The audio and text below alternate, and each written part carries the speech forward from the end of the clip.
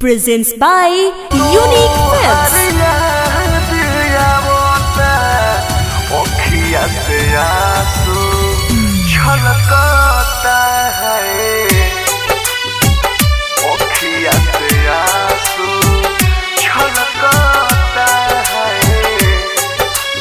Music by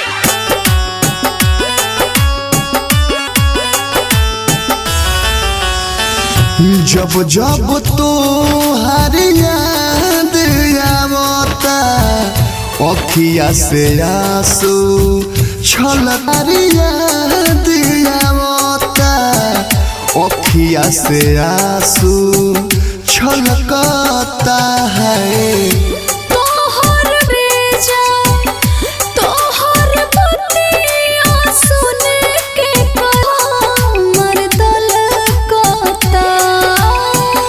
जब जब तो हर अखिया से आंसू छलकता है। जब जब तो हर याद आवता अखिया से आंसू छलकता। जब जब तो हर याद आवता अखिया से आंसू छलकता है। अखिया से आंसू छलकता है।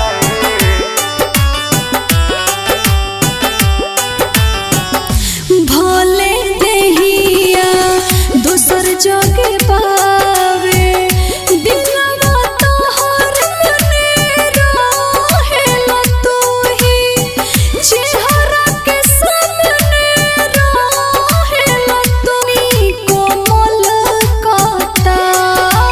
तब तो हर याद आवता अखिया से आंसू छलकता है।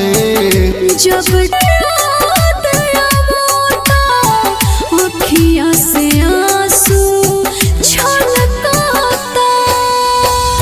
जब जब तो हर याद आवता presents by Unique Films.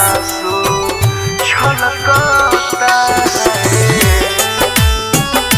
अखिया से आंसू छलकता है।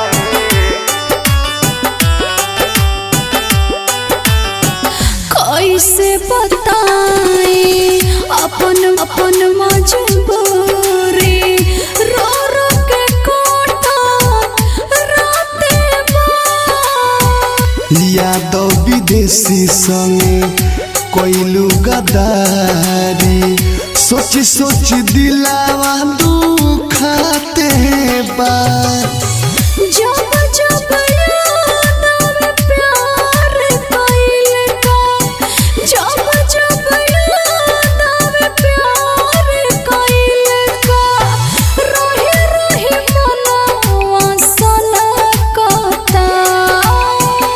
जब जब तो हर याद आवता अखिया से आंसू छलकता